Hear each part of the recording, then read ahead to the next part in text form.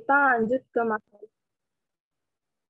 Jadi kita lanjut aja ke materi selanjutnya nih, yaitu ukuran pemusatan data. Ini masih statistika ya, teman-teman.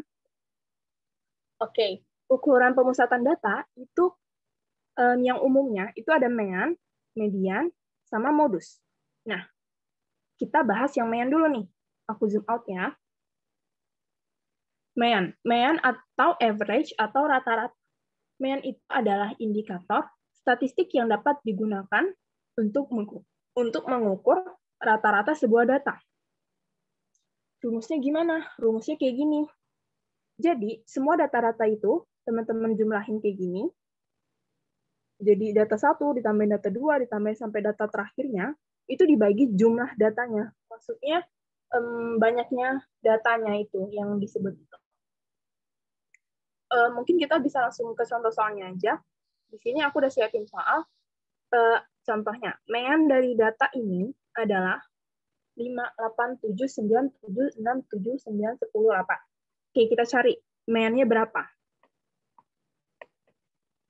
Pertama, kita tambahin dulu semua. 5 tambah 8, tambah 7, tambah 9, tambah 7, tambah 6, tambah 7, ditambah 9, ditambah 10, ditambah 8. Jadi semuanya ditambahin ya teman-teman. Dibagiin sama ada berapa si jumlah data ini. Nah, kita hitung ini 1, 2, 3, 4, 5, 6, 7, 8, 9, 10. Berarti total datanya itu ada 10. Jadi N-nya itu 10 ya teman-teman. N-nya sama dengan 10. Nah, langsung aja kita jumlahin nih di sini. 5 tambah 8, 13 tambah 7, 20 tambah 9, 29, tambah 7, 36, tambah 6, 42, tambah 7, 49, 58, 68, 76. 76 dibagi 10 ya. Sama dengan 7,6. Jadi, jawaban yang tepat ialah yang A. Gitu ya, teman-teman. Kalau teman-teman, coba deh aku mau tanya sama teman-teman, untuk yang bagian mean ini ada yang masih belum paham nggak? Kalau yang udah paham, boleh ketik 1 di kolom chat.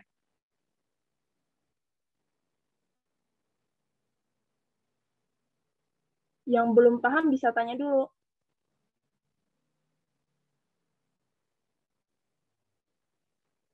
Oke, Haira udah paham. Dominic juga. Inggit juga. Mutiara juga. Oke. Kayaknya udah lumayan banyak yang paham. Aku rasa juga nggak ada yang mau nanya. Kita lanjut ke ukuran pemusatan data yang kedua, yaitu median. Jadi, median itu adalah nilai tengah dari sekumpulan data yang telah disusun menurut urutan besarnya. Jadi, dari kecil ke besar gitu. Nah, kalau mau lebih singkatnya, median itu adalah nilai tengah dari data setelah diurutkan gitu. Jadi, datanya diurutkan dulu dari yang terkecil sampai terbesar, baru teman-teman lihat nilai tengahnya itu yang mana gitu. Langsung aja kita ke contoh soalnya yang udah aku siapin. Median dari data ini adalah, nah, teman-teman, kita nggak boleh ya kayak langsung, oh, berarti mediannya di sini gitu. Nggak bisa kayak gitu, karena ini belum diurutin. Jadi, kita harus ngurutin dulu median ini, data-data ini dari yang terkecil dulu sampai ke terbesar. Gitu. Jadi, pertama nih, yang terkecil ada yang paling kecil 3 ya di sini. Selanjutnya 4, 4-nya ada 2. Nih. Terus 5-nya ada 2 juga. Terus 6-nya ada 1, 7-nya ada 3, 8-nya ada 1, terus 9-nya ada 2. Gitu. Ini 9-nya. Nah, gitu. Jadi udah diurutin nih dari yang kecil ke besar, dari 3 ke 9 gitu. Selanjutnya, mediannya cara nyarinya gimana? Kalau teman-teman males pakai ngapalin rumus segala macam, teman-teman bisa langsung manual aja nih. 3. Nah, ini ada berapa? Datanya ada 1, 2, 3, 4, 5, 6, 7, 8, 9, 10, 11, 12. Nih, ada 12. Berarti langsung aja nih. dibagi ke sini 6, dibagi 2 kan 6 ya, 12. Di sini juga 6. Nah, berarti mediannya itu di tengah-tengah sini nih. Gitu. Jadi mediannya itu di tengah-tengah sini. Nah, terus di tengah-tengah sini tapi nggak ada angka. Terus jadi jawabannya apa? Gitu. Nah, jadi jawabannya itu ialah data yang sebelumnya, yaitu ini, ditambahin data yang setelahnya dibagi 2. Jadi mediannya 6 ditambah 7 dibagi 2, yaitu 6,5. Jadi jawaban yang tepat ialah yang C, gitu, teman-teman.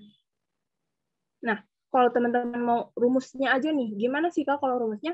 Ya rumusnya tinggal median sama dengan data ke, karena ini 12 kan dia jadi, ini data ke 6 ya. Berarti data ke N per 2 ditambahin data ke N per 2 ditambahin 1. Ini N per 2. Dibagi 2, gitu. Nah, data ke, nah N-nya kan kalau di soal yang ini kan 12 ya, karena ada 12 data tadi. Makanya tadi data ke-6, yaitu ini tadi data ke-6 nih, sama data ke-6 ditambah 1, data ke-7 gitu di sini. Ini maksudnya 6, 7 itu tuh bukan angka ini, tapi data ke-nya. Karena ini kan data ke-1, ke-2, ke-3, ke-4, ke-5, ke-6 gitu. Ini data ke-7, ini ke-8, ke-9 gitu. Gitu ya teman-teman. Tapi ini kalau untuk N yang genap. N genap. Kalau N ganjil gimana? Kalau N ganjil itu tinggal mediannya sama dengan data ke N plus 1 per 2 gitu.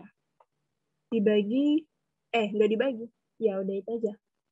Jadi kalau untuk yang N ganjil itu rumusnya ini. Gitu. N ganjil.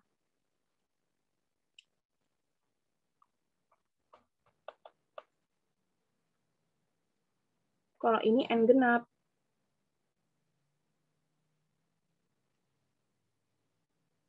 Oke. Untuk yang median ini ada yang mau ditanya nggak teman-teman?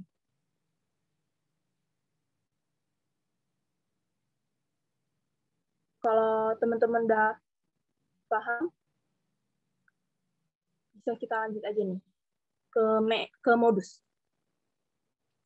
Kayaknya nggak ada yang mau nanya nih. Lanjut aja ya, kita ke modus. Modus itu merupakan nilai yang paling sering muncul atau data yang memiliki frekuensi terbesar. Contohnya kayak gimana? Langsung aja kita coba soalnya ini ya. Kita hapus dulu.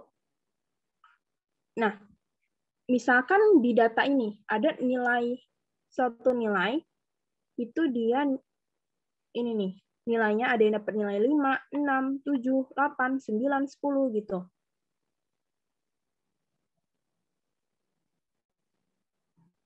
Nah, yang dapat nilai 5 itu ada 4 orang, dapat nilai 6 itu ada 5 orang, dan seterusnya. Nah, kira-kira frekuensi yang terbesar itu ada di mana teman-teman? Ada di 3. Iya, benar.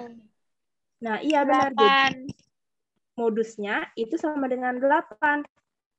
Lah, kenapa modusnya nggak sama dengan 13, Kak? Karena itu frekuensinya, teman-teman. Frekuensinya kan emang yang paling banyak 13. Tapi modus yang kita cari itu ya nilainya gitu, datanya gitu. Datanya yang paling sering muncul itu apa? Ya datanya 8 ini. Jadi jawaban yang benar itu 8 ya, bukan 13 gitu. Jadi kayaknya udah pada paham nih yang modus. Apa kita langsung lanjut ke latihan soal statistika aja ya, teman-teman?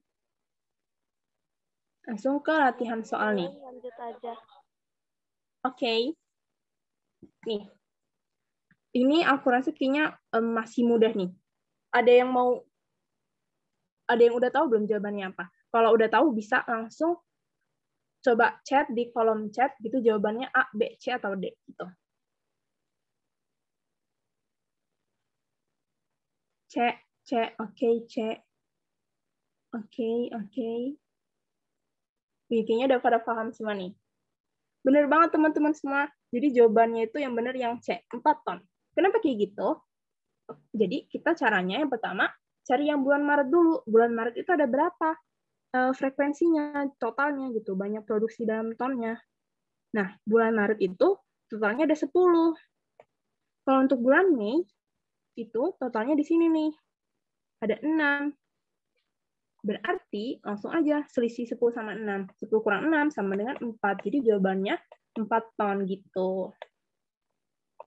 Keren-keren banget nih teman-teman semuanya. Lanjut aja ya, kita ke nomor 4.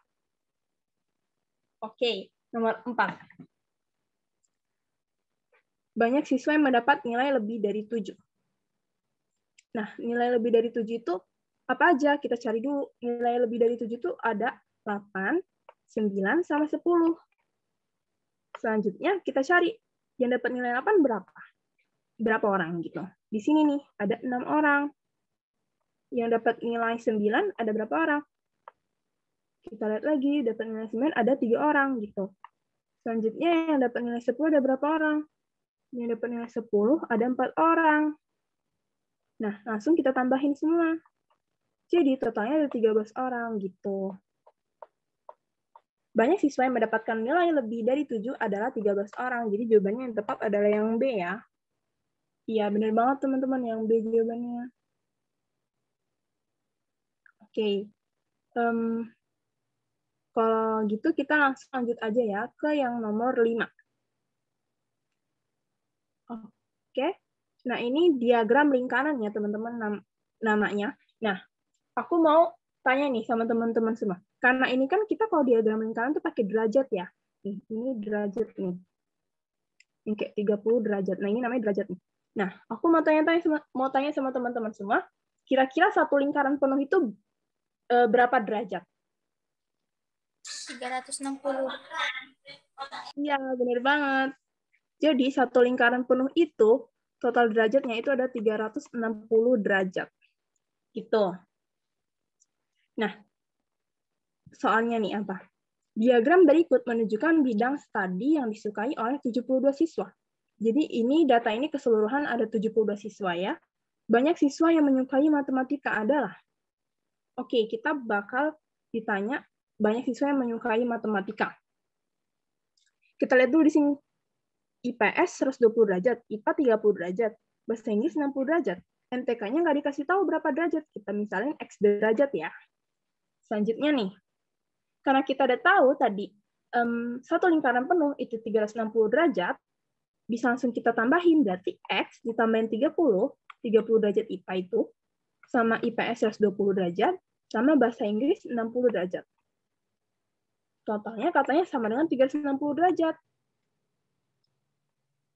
Nah, kita bisa langsung tahu nih, X ditambahin 30 tambah 120 sama 210 ya, sama dengan 360. Jadi X-nya itu 150 derajat ya. Jadi untuk MTK ini, besarnya 150 derajat. Selanjutnya nih, banyak siswa yang menyukai matematika. Banyak siswa yang menyukai matematika. Oke, jadi kalau teman-teman mau tahu cara rumus cepatnya, jadi itu banyak siswanya, banyak siswa yang suka MTK, itu teman-teman bisa langsung derajat MTK-nya berapa, yaitu 150, dibagi derajat totalnya berapa, yaitu 360, terus dikali jumlah siswa totalnya, yaitu 72 dari sini nih. Bisa langsung kayak gitu. Ini bisa dicoret, ini 2, jadinya banyak siswanya 30, gitu, 30 orang. Jadi jawaban tepat itu yang C, nomor 5 itu, teman-teman. Tapi teman-teman juga bisa pakai cara perbandingan senilai. Ya, perbandingan senilai. Nah, perbandingan senilai itu gimana? Kayak gini nih. Jadi, kalau untuk 105, Kalau untuk 72 siswa, itu kan untuk lingkaran penuh kan, atau 360 derajat. Nah, kalau untuk X siswa, atau, jangan X deh, Y, untuk Y siswa, itu, untuk Y siswa yang suka MTK, itu untuk 150 derajat, gitu. Atau bisa langsung disederhanain, sama aja. Jadinya Y-nya 150 dikali 72 dibagi 360 gitu. Sebentar.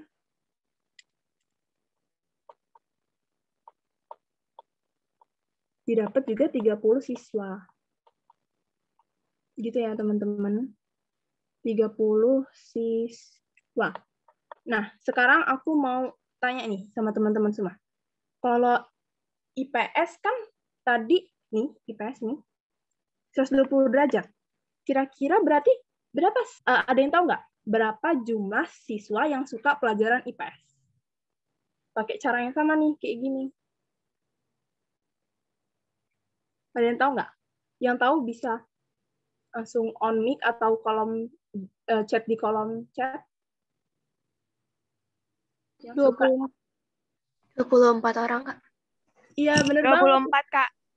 Iya, benar banget. Benar banget, teman-teman. Jadi jawabannya benar itu 24 kalau yang suka IPS ya.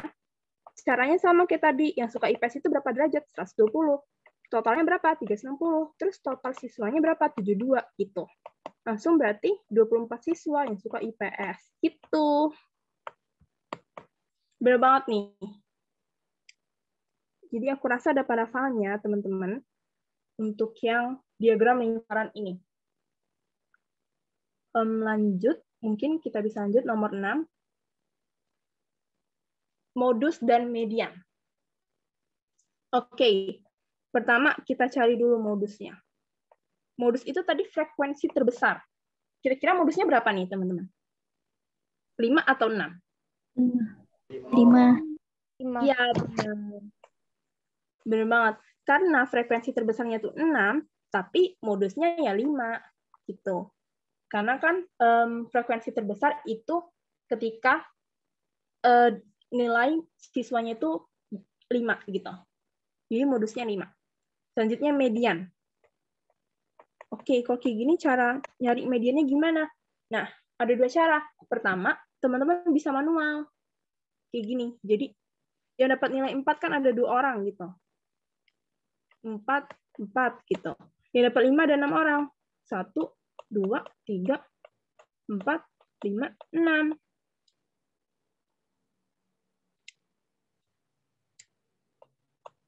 Terus yang dapat 6, nilai 6 ada 4 orang tuh. Berarti bisa langsung 6, 6, 6, 6. Terus yang dapat nilai 7 ada 1 orang, dapat nilai 8 ada 1 orang juga, dapat nilai 9 ada 2 orang. Gitu. Bisa langsung manual kayak gitu. Nah, teman-teman cari dulu N-nya ada berapa. Total datanya itu ada berapa data ini semuanya gitu. 2 ditambahin 6, 8. Tambahin 4, 12. 13, 14, 16. Berarti N-nya ada 16 ya. Nah, kalau teman-teman mau manual kayak tadi, bisa langsung teman bagi. 16 bagi 2 kan 8. Teman-teman bisa langsung bagi di sini 8, di sini juga 8. Berarti di sini, di tengah-tengah sini. Berarti mediannya tinggal 5 ditambah 6.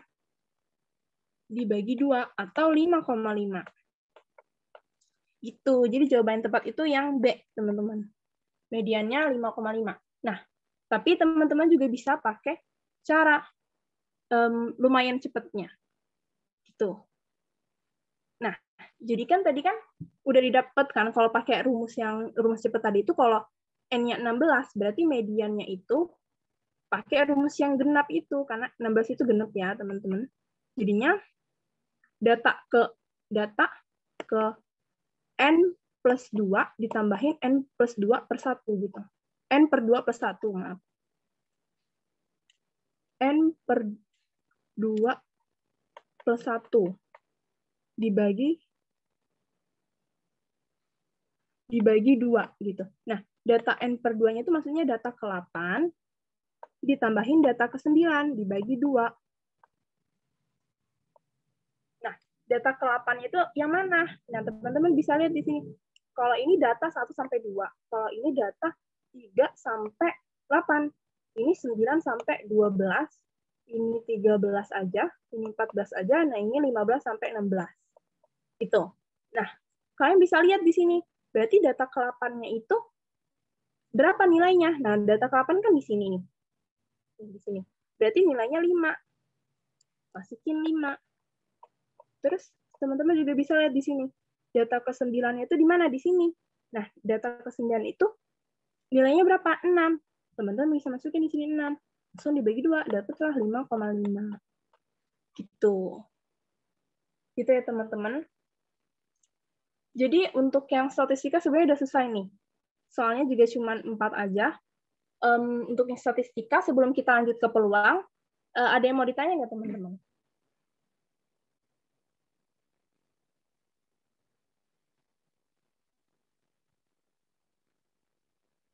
Kalau nggak ada yang ditanya, apa mau langsung lanjut aja? Ya. Lanjut aja, Kak. Oke. Lanjut nih. Lanjut ya. Ke peluang. Materi selanjutnya nih, peluang. Peluang itu didefinisikan sebagai sebuah cara yang dilakukan untuk mengetahui kemungkinan terjadinya suatu peristiwa. Nah, jadi dalam peluang itu biasanya kita sering nemu kata-kata ruang sampel, titik sampel, kejadian, dan sebagainya. Nah, ruang sampel itu apa? Ruang sampel itu merupakan himpunan dari semua hasil percobaan yang mungkin terjadi. Misalkan nih, kalian melempar sebuah dadu, satu dadu gitu. Ruang sampelnya ada 6. Kenapa kayak gitu? Karena kan dadu itu ada angka 1, angka 2-nya, angka 3-nya, angka 4-nya, angka 5-nya, angka 6-nya gitu. Jadi ruang sampel dari dadu ini itu totalnya ada 6 gitu. Gitu ya. Selanjutnya, kalau misalkan ruang sampel dari koin, ada yang tahu nggak ruang sampel dari koin berarti satu koinnya? Ruang sampel dari satu koin berarti totalnya ada berapa? 2. Iya, benar banget. Kalau koin itu berarti untuk satu koin itu ruang sampelnya ada 2. Gitu. Karena ada angka sama gambar biasanya ya. Benar banget. Selanjutnya titik sampel. Nah, kalau kayak contohnya angka 1, angka 3 sama angka 6 di sebuah dadu gitu. Itu tuh merupakan 1, 3, 6 ini merupakan salah satu atau contoh dari titik sampel gitu. Karena kayak istilahnya tuh kayak bagian dari ruang sampel lah, teman-teman. Si titik sampel ini gitu. Anggota yang ada di dalam ruang sampel gitu. Kayak contohnya gambar. Gambar di dalam koin itu juga merupakan salah satu titik sampel gitu. Itu ya, teman-teman. Selanjutnya kejadian. Kejadian merupakan himpunan bagian dari ruang sampel. Nah, kejadian ini bakal aku coba contohin di soal yang ini nih. Soal yang ini. Oke, jadi mungkin kita coba kerjain soal ini dulu. Yang udah aku siapin ini. Jadi, soal ini itu kita pakai rumus yang ini. Banyak kejadian dibagi banyak percobaan ini. Nah, oke, kita baca soalnya. Jika di dalam kotak terdapat 14 bola,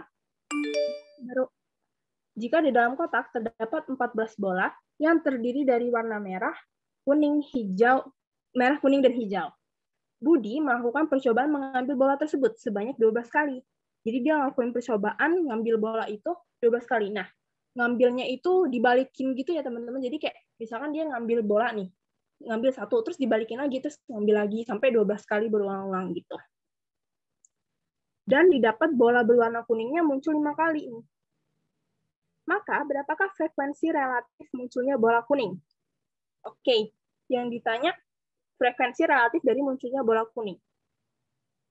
Nah, kita cari tahu dulu banyaknya kejadiannya itu berapa. Banyaknya kejadiannya itu muncul maksudnya banyak kejadian dari munculnya bola kuningnya aja yang telah Budi alami itu sebanyak 5 kali nih. Yang Budi alami dia dapat 5 kali bola kuning nih gitu. Selanjutnya banyak percobaannya. Banyak percobaan itu percobaan yang dilakukan oleh Budinya itu ini tadi kan 12 kali ya. Nah, makanya langsung 12 kali gitu. Jadi, frekuensi relatif itu kan tadi rumusnya banyak kejadian dibagi banyak percobaan.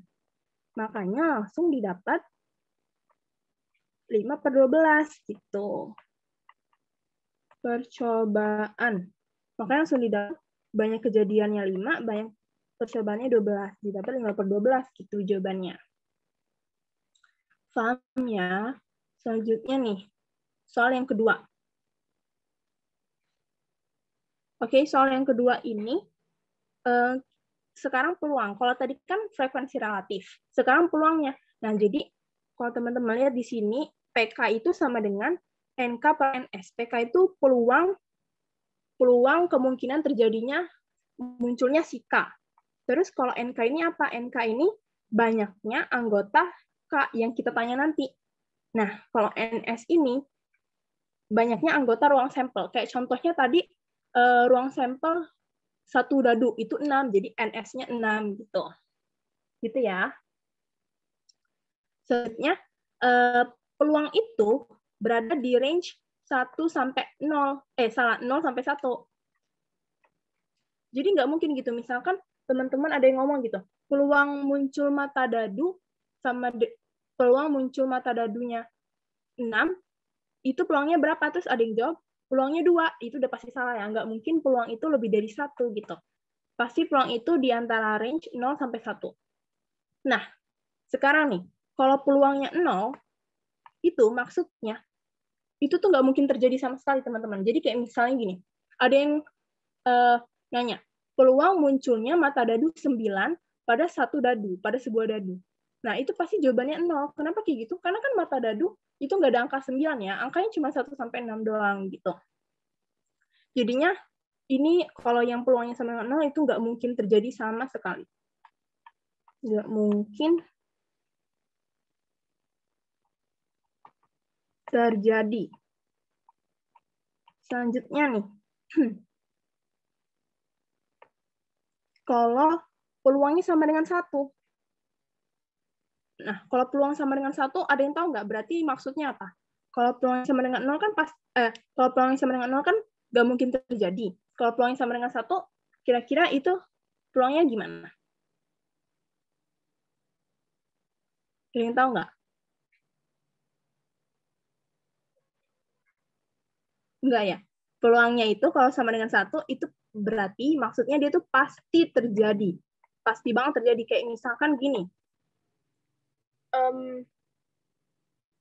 Misalkan, ya jadi kalau peluang sama dengan 1 itu dia pasti, bukan mungkin lagi ya. Jadi peluang sama dengan 1 itu dia pasti terjadi. Kayak misalkan kayak gini nih teman-teman. Misalkan adik melempar gelas yang tidak bertutup. Maksudnya gelasnya yang nggak ada tutup gitu. Berisi air gelasnya.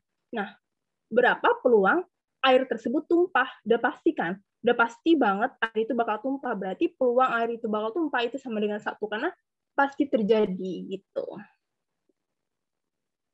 Jadi peluangnya pasti terjadi ya. Nah, selanjutnya nih soal peluang. Pada proses pelemparan sebuah dadu, tentukanlah peluang munculnya mata dadu yang berangka ganjil. Oke, jadi tadi aku udah singgung, tadi kalau sebuah dadu, itu tuh NS-nya atau ruang sampelnya, itu sama dengan 6. Kenapa kayak gitu? Karena dadu itu kan ada 6 mata dadu, ada 1, 2, 3, 4, 5, 6 gitu. Nah, jadi kita bakal cari dulu peluang munculnya mata dadu ganjil. Misalkan kita misalin peluangnya A gitu. Jadi kita misalnya mata dadu yang berangka ganjil ini A gitu. Nah, pasti rumusnya itu NA per NS.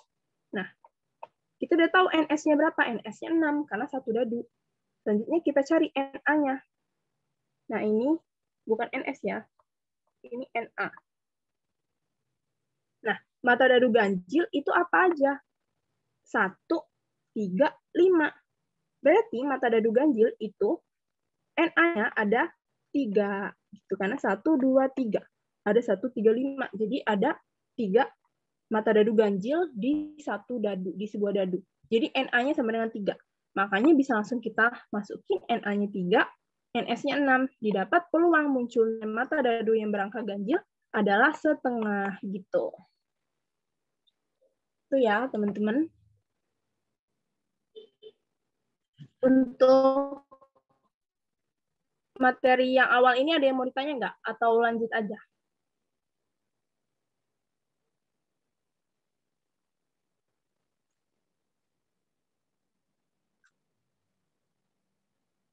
Oke, kayaknya lanjut aja ya. Mungkin kita langsung lanjut aja ke materi selanjutnya, yaitu penjumlahan peluang. Jadi, penjumlahan peluang itu ada 4 nih. ada kejadian saling lepas, ketika dia syaratnya kejadian saling lepas, terus ada kejadian tidak saling lepas, sama ada kejadian saling bebas, sama kejadian bersyarat. Gitu. Kita pertama bahas kejadian saling lepas dulu. Kejadian saling lepas itu dua buah kejadian A dan B dikatakan saling lepas jika tidak ada satupun elemen yang kejadian A yang sama dengan elemen yang ada pada kejadian B gitu. Nah, kita langsung coba kerjain ini aja kali ya biar langsung relate. Itu soal yang udah aku siapin, yaitu dua buah dadu masing-masing berwarna merah dan putih. Merah dan putih. Dilempar secara bersama sebanyak 1 kali. Jadi dia ada 2 buah dadu nih. Tentukanlah peluang munculnya mata dadu yang berjumlah 3 atau 10. Nah, yang ditanya, mata dadu yang berjumlah 3 atau 10. Nah, kita misalin dulu, kalau peluang yang berjumlah 3, itu kita misalin PA. Kalau yang berjumlah 10, kita misalin PB. Peluang munculnya mata dadu berjumlah 10. Itu PB. Selanjutnya nih, kita cari yang berjumlah 3 itu mata dadunya ada apa aja. Gitu. Ini nih ya teman-teman, 1,2 sama 2,1. Yaitu ketika dia 1,2 dan 2,1. 1 tambah 2 kan kalau dijumlahin 3. 2 tambah 1 juga dijumlahin 3. Gitu. Selanjutnya, kalau yang berjumlah 10 itu ada apa aja? Ada 46, 55, sama 64. Kalau yang ini 46, 55, sama 64 gitu. Nah, sekarang aku mau tanya sama teman-teman semua. Kira-kira 2 ini nih, itu tuh sama dengan NA-nya, NS-nya, atau PA-nya? Ada yang tahu nggak? Ini NA, sabar. Ini NA, NS, atau PA?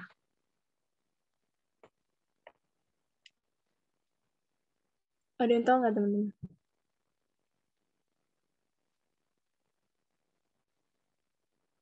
Jadi, untuk yang 2 ini nih, itu sama dengan NA-nya, teman-teman. Jadi, kalau untuk NS-nya tadi, kalau NS untuk 1 mata dadu kan sama dengan 6. Kalau NS untuk 2 buah dadu nih, 2 buah dadu, itu sama dengan 6 dikali 6 gitu.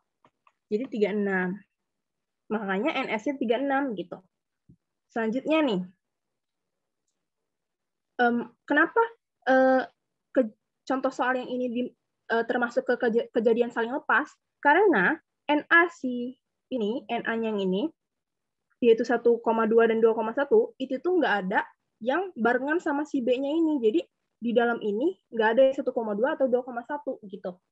Jadinya dia orang saling lepas gitu. Yang ini punya 1,2, 2,1, yang ini 46, 55, 64. Jadi dia nggak punya anggota yang sama gitu, teman-teman.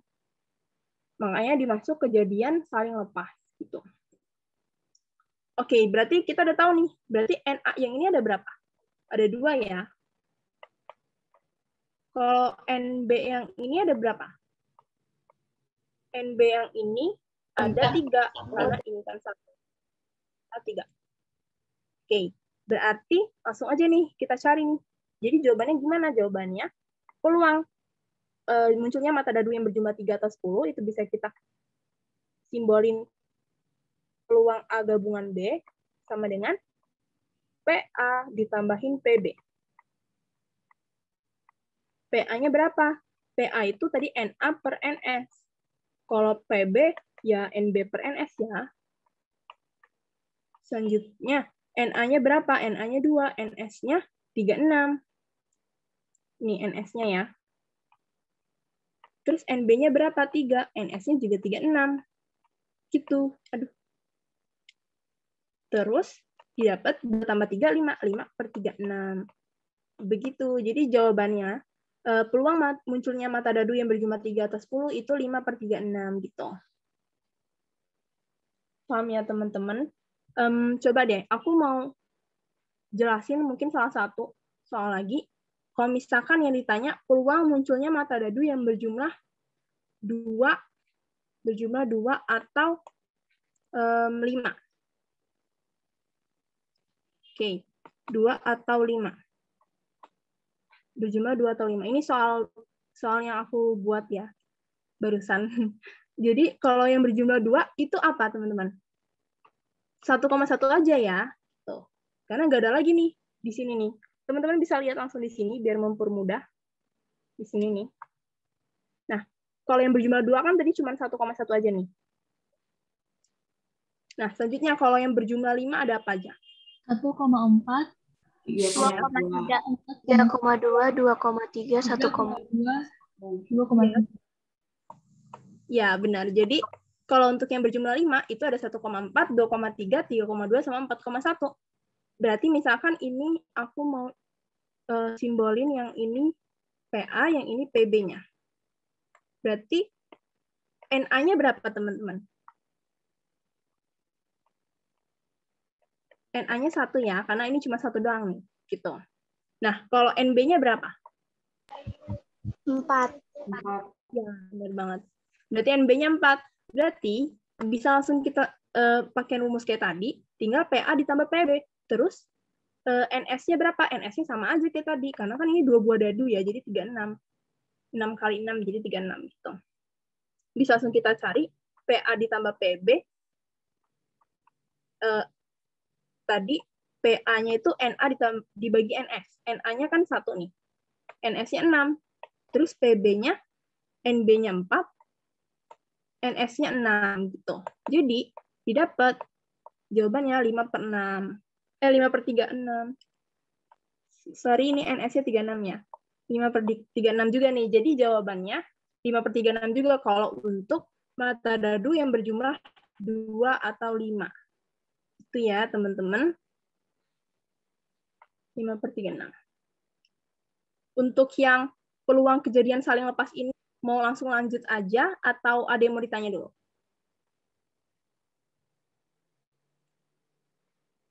Langsung lanjut aja, Kak. Oke, berarti aku hapus ya bagian sini.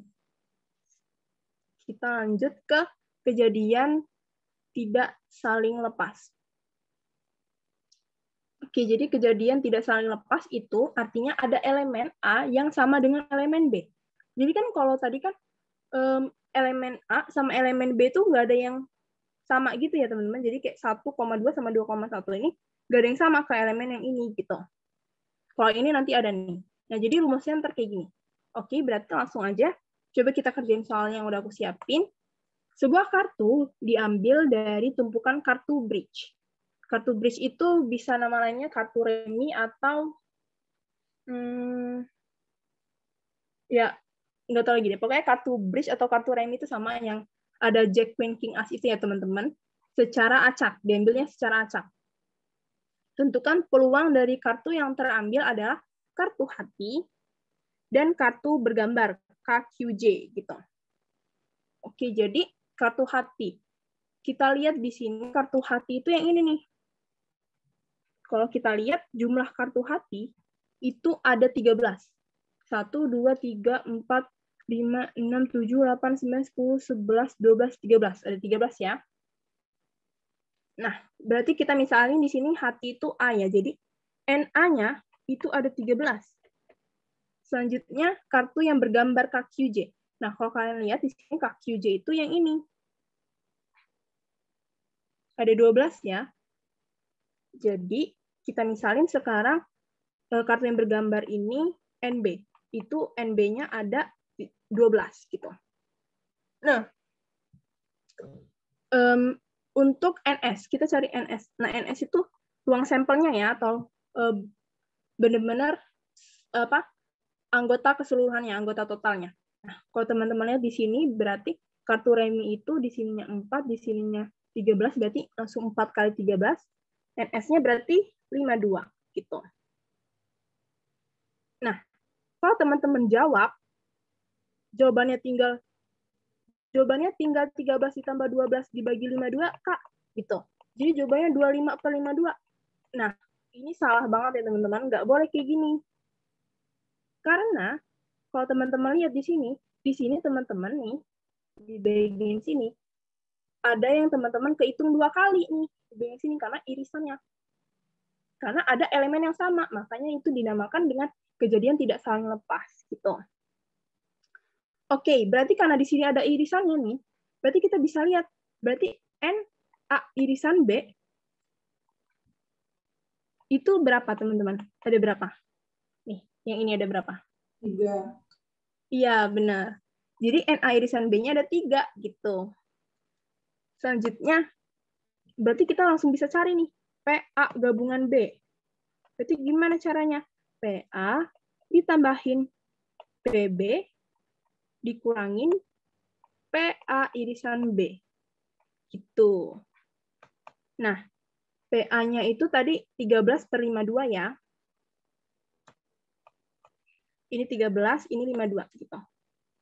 Terus PB-nya itu ini 12/52. Terus PA irisan B-nya itu ini 3/52 juga. Selanjutnya bisa langsung kita anuin jadi 22/52. Jadi jawabannya ialah 11/26. Itu. Jadi jawabannya, peluang dari kartu yang terambil adalah kartu hati dan kartu bergambar QJ adalah 11/26. Gitu. Paham ya teman-teman sampai sini? Mungkin bisa langsung kita lanjut ke penjumlahan peluang selanjutnya, yaitu kejadian saling bebas dan kejadian bersyarat. Pertama, kejadian saling bebas dulu nih. 2 buah kejadian bisa disebut saling bebas bila munculnya kejadian A tidak berpengaruh pada munculnya kejadian B, sehingga peluang kejadian A dan B terjadi bersamaan.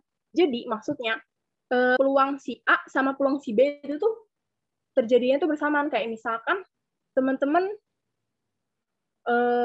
ini nganuin 2 dadu nih, 2 dadu. Teman-teman dadu itu dua-duanya teman-teman keluarin apa sih? Teman-teman kocok dadunya terus teman-teman keluarin itu di bersamaan, itu termasuk kejadian saling bebas tuh. Jadi dua buah dadu itu dikeluarin bersamaan gitulah. Nah, selanjutnya contohnya aja nih langsung. Dalam percobaan pelemparan 2 buah dadu, tentukan munculnya angka genap. Jadi ini 2 buah dadu nih. Angka genap pada dadu pertama dan angka ganjil prima pada dadu kedua. Nah, oke, jadi aku mau anuin dulu pada dadu pertama. Berarti ini dia itu melempar 2 buah dadunya itu bersamaan, teman-teman. Jadi pertama, NS dari 1 dadu itu berapa? 6 ya. Karena ada 1, 2, 3, 4, 5, 6. Totalnya ada 6. Nah, pertama kita lihat dulu nih. Tentukan peluang muncul angka genap. Yang angka genap itu 2, sama 4, sama 6. Berarti kita misalin angka genap ini, kalau untuk yang ini tuh yang A-nya. Jadi yang ini B-nya. Angka ganjil prima itu yang B-nya. Nah, berarti kita bisa langsung tahu NA-nya itu sama dengan 246. Atau totalnya 3. Gitu. Selanjutnya NB-nya. Kalau NB-nya apa aja? Angka ganjil prima. Nah, angka ganjil prima itu 3 sama 5 ya. Kenapa 1 enggak? Karena 1 itu bukan prima. Terus kenapa 2 enggak? Karena 2 itu bukan ganjil. Jadi yang ganjil prima cuma 3 sama 5 aja ya. Itu sama dengan 2.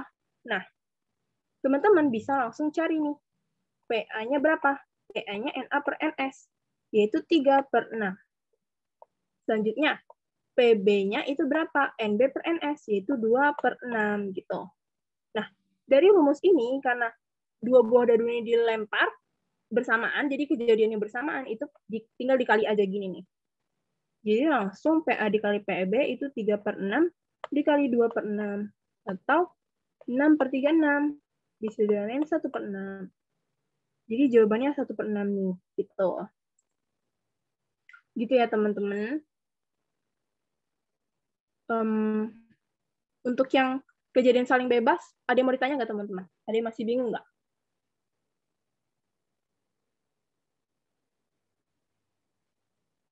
Kalau udah, kalau nggak ada yang lagi, ya? Lanjut aja, Kak. Oh, oke. Berarti kita lanjut aja ya ke kejadian bersyarat. Oke, kejadian bersyarat itu apa? Kejadian yang terjadi jika kejadian A mempengaruhi kejadian A mempengaruhi munculnya kejadian B atau sebaliknya. Nah, rumusnya kayak gini. Nah, kayaknya kalau ngeliat rumus aja itu nggak relate ya, teman-teman. Mungkin kita langsung lanjut ke contoh soalnya. Karena kalau kita contoh soalnya, mungkin bisa langsung dipraktekin gitu. Oke, sebuah kotak berisi 5 bola merah dan 4 bola hijau. Jika diambil 2 buah bola satu persatu tanpa adanya pengembalian. Jadi dia ngambil 1 bola nih. Habis itu dia ngambil 1 bola lagi tanpa dia balikin lagi bola yang sebelumnya tadi gitu. Jadi tanpa pengembalian. Terus tentukanlah peluang bola yang terambil adalah bola merah pada pengembalian pertama dan bola hijau pada pengembalian kedua. Kita cari dulu. Pengambilan pertamanya katanya maunya bola merah. Oke, jadi kita misalin merah itu NM aja nih. NM-nya berapa? Jumlah bola merahnya ada berapa? Ada 5 ya. Jadi kita dapat NM-nya 5. Nah, terus NS. NS itu ruang sampel keseluruhannya. Nah, NS itu, kalau untuk pengambilan pertama, NS-nya masih ada 9. Karena 5 ditambah 4. Gitu. Jadi NS-nya ada 9. Bola merah tambah bola hijau ya. Jadi pengambilan pertama, itu kalau pengambilan pertamanya dapat bola merah, itu tinggal langsung 5/9. Itu. Selanjutnya, pengembalian kedua. Pengambilan, maaf. Pengambilan kedua. Pengambilan bola yang kedua. Nah, dia mintanya warna hijau. Nah, kita cari dulu. N hijau, itu ada berapa? Ada 4 ya. Nih, dari sini nih. Ada 4. Nah, terus selanjutnya, NS. Nah, pada pengambilan kedua ini, menurut teman-teman, NS-nya jadi berapa?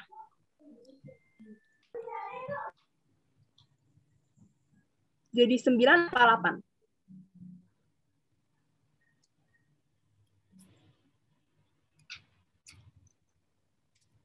Jadi pada pengambilan kedua ini, NS-nya ada 8 ya teman-teman. Kenapa ada 8?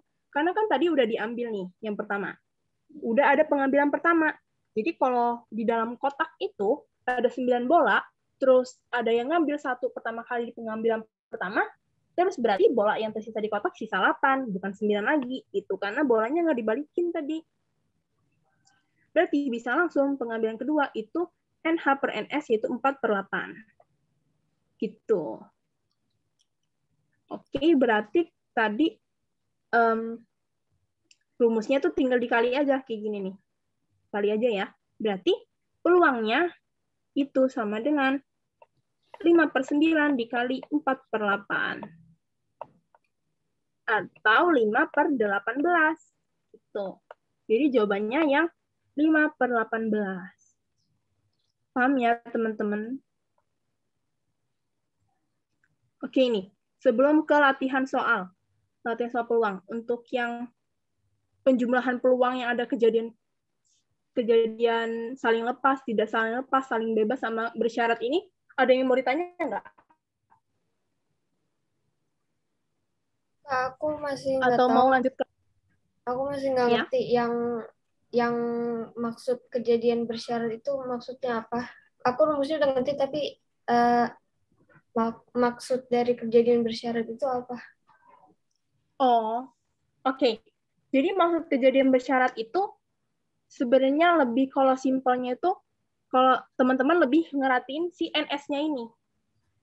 Jadi NS-nya ini, maksudnya bersyarat apa? Maksudnya kayak misalkan bola itu, dia ngomongnya syaratnya itu tuh tanpa ada pengembalian nih. Coba. Tanpa ada pengembalian. Oke, sebentar. Bola itu dia ngomongnya, syaratnya katanya tanpa ada pengembalian. Nah, berarti kalau tanpa ada pengembalian, kalau misalkan dia mau ngambil pertama, nah berarti waktu pengambilan kedua, bola yang udah dia ambil pertama itu tadi itu nggak dibalikin lagi. Jadi pas tadi semulanya itu total bola di dalam kotaknya ada 9 nih, 5 tambah 4. Nah, pas udah pengambilan pertama ini selesai, selanjutnya ke pengambilan kedua, itu bolanya bukan 9 lagi, tapi udah sisa 8 gitu. Paham nggak? Udah, Kak. Makasih. Oke. Berarti kita lanjut ke latihan soal aja ya. Latihan soal nih. Nomor 1. Dalam percobaan melambungkan 3 mata uang logam. Nah, tadi kan NS untuk 1 koin logam, itu kan ada 2 ya. Nah, kalau ada 3 mata uang logam, ada yang tahu nggak jadi NS-nya ada berapa? Ada 6. 6. Nah, jadi teman-teman, kalau ada banyak nih, uang logam atau dadunya itu ada banyak, itu tuh bukan ditambahin ya, jadi dikali. Jadi 2 kali 2 kali 2 gitu. Ada 8. Jadi NS untuk 3 mata uang logam itu ada 8. Nah, kayak contohnya tadi, ada kita mau cari NS dari 2 dadu. Nah, itu kan bukan 6 tambah 6 ya, bukan 6 tambah 6, tapi 6 kali 6 gitu. Sama dengan 36, makanya tadi NS-nya 36.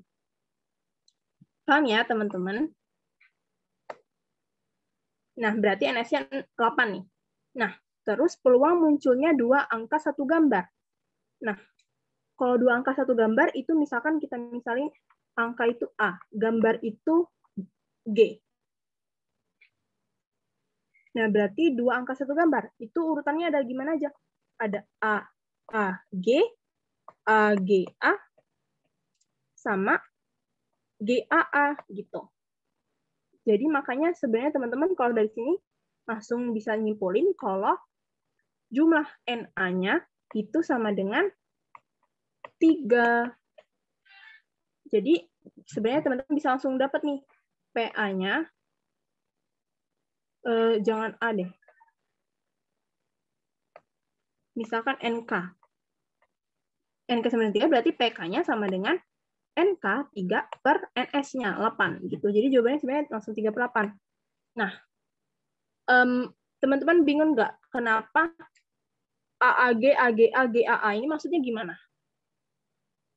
Ada yang masih bingung nggak? Bukan, masih nggak ngerti. Oke, berarti kita jelasin nih. Kalau manual itu gimana? Nah, oke. Misalkan di sini peluang munculnya, bukan peluang, kemungkinan terjadinya muncul angka atau gambar di koin 1, ini koin 2, dan ini koin 3. Nah, kalau mau manual, itu teman-teman bisa lihat di sini. Misalkan di sini ketiga-tiganya muncul angka semua. Selanjutnya, angka gambar. Terus selanjutnya ini angka gambar angka. Terus selanjutnya ini gambar angka-angka. Terus selanjutnya misalkan di sini gambar semua yang muncul. Terus misalkan gambar-gambar angka sama gambar angka gambar sama angka gambar-gambar gitu. Jadi sebenarnya langsung teman-teman sebar aja gitu. Gitu. Jadi teman-teman bisa langsung sebar aja. Nah, makanya tadi kenapa NS-nya sedang 8? Jadi teman-teman bisa langsung itu aja nih. Di sini jumlahnya 8. 1, 2, 3, 4, 5, 6, 7, 8. Makanya NS-nya ada 8 gitu. Terus kenapa tadi NK-nya ada 3? Dari sini nih. Kita lihat yang muncul 2 angka 1 gambar. Itu yang mana aja? Oh, ini. Ini juga. Ini juga gitu. Makanya didapat NK-nya ada 3. Gitu deh. Jadi didapat PK-nya itu 3 per 8. Jadi jawabannya yang A gitu. Sekarang ada yang masih mau ditanyain nggak? Udah ngerti, Kak. Makasih. Satu jawabannya A atau B ya, Kak? Ya. Kita lanjut ya ke nomor 2. Pada pelemparan 3 mata uang logam lagi nih, yang dilakukan dalam tempo waktu yang sama, 80 kali. Frekuensi harapan munculnya paling sedikit 1 angka dari pelemparan uang logam itu. Nah, kita kalau mau bisa lebih jelas lagi maksudnya gimana, coba kita copy ini dan kita lihat lagi. Paling sedikit 1 angka. Oke, berarti kita lihat nih di sini. Yang paling sedikit 1 angka muncul di sini itu ada mana aja? Oh, ini malah ada 3 angka. Ini juga ada 2 angka. Terus ini juga 2 angka. Ini juga 2 angka. Dan ini 1 angka, ini 1 angka, ini 1 angka. Nah, berarti untuk misalkan ini NK ya. Berarti NK-nya didapat ada berapa, teman-teman? Ada 7 ya. Karena kan ini 1, 2, 3, 4, 5, 6, 7. Gitu. NS-nya tadi udah tahu ya, kalau 3 mata uang logam itu tinggal 2 kali 2 kali 2, yaitu 8. Karena ini juga ada 8. Gitu. Oke, berarti udah pada tahu nih. Jadi PK-nya berapa? 7/8. Itu. Nah, selanjutnya nih. Tapi yang ditanya frekuensi harapan. Nih, frekuensi harapan. Frekuensi harapan itu apa? Frekuensi harapan itu peluangnya dikali banyaknya percobaannya. Peluangnya tadi 7/8 PK ya. Terus dikali banyak percobaannya. Nah, PK-nya tadi 7/8. Terus banyak percobaannya dari soal ini nih. 80 kali katanya dia nyoba. Jadi tinggal dikali 80 ya, berarti jawabannya 70. Gitu. Jadi jawaban tepat ialah yang A ya, teman-teman. Ada yang masih bingung nggak? Kenapa misalkan NK-nya sama dengan 7 atau kenapa harus dikali percobaan gitu?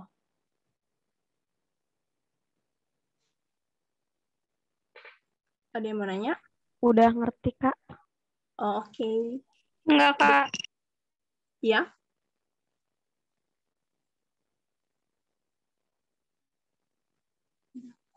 Oh, udah. Oke, berarti lanjut aja ke nomor 3 nih. 2 buah dadu. Kalau 2 buah dadu tadi NS-nya berapa? Ada yang tahu nggak? 36. Ya, benar banget. NS-nya 36, karena 6 kali 6 ya. Terus dilambungkan bersamaan. Nah, ini kalau dilambungkan bersamaan tadi kejadian apa? Ada yang ingat nggak? Kejadian saling bebas ya, karena ini bersamaan nih. Gitu. Berarti dikali tadi. Tapi kalau yang ini dia yang ditanya mata dadu berjumlah 4.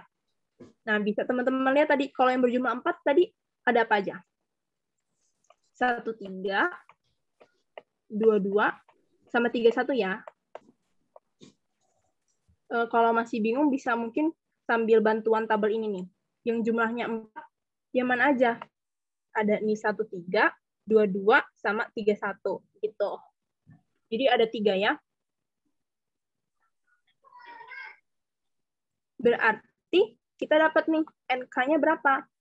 NK itu banyaknya mata dadu yang berjumlah 4 ya. Nah, ini NK-nya ada berapa nih teman-teman berarti? Ada 3. Jadi NK-nya itu ada 3 ya. Berarti langsung kita cari PK-nya berapa?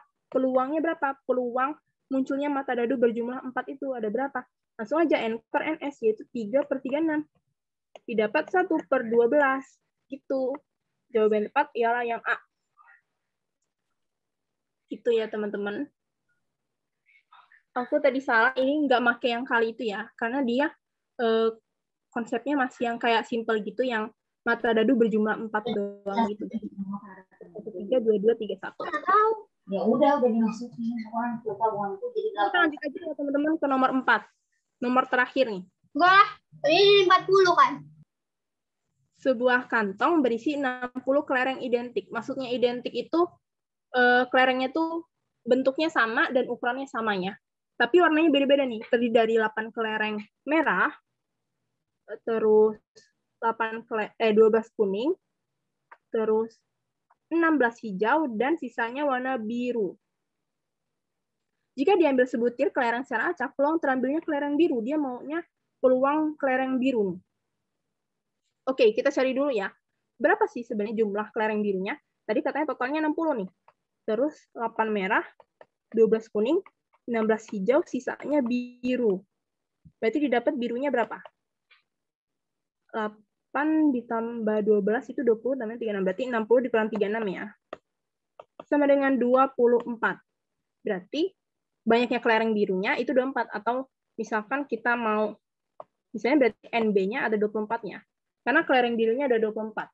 Selanjutnya yang ditanya peluangnya. Berarti PB ya. Nah, oke. Ada yang tahu nggak? Kira-kira NS-nya, total seluruhnya, itu ada berapa? Kalau ini kan kelereng gitu. Total seluruhnya jadi ada total seluruhnya berarti ada 60 ya. Karena total keseluruhannya, total jumlah keseluruhan kelerengnya itu ada 60. Berarti NS-nya 60 gitu. Berarti langsung aja PB-nya sama dengan NB per NS. Didapat NB-nya 24, NS-nya 60. Didapat 4 per 10, 2 per 5. Oke. Jawabannya yang tepat ialah yang C. Itu. Ada yang mau ditanya nggak 4 soal ini?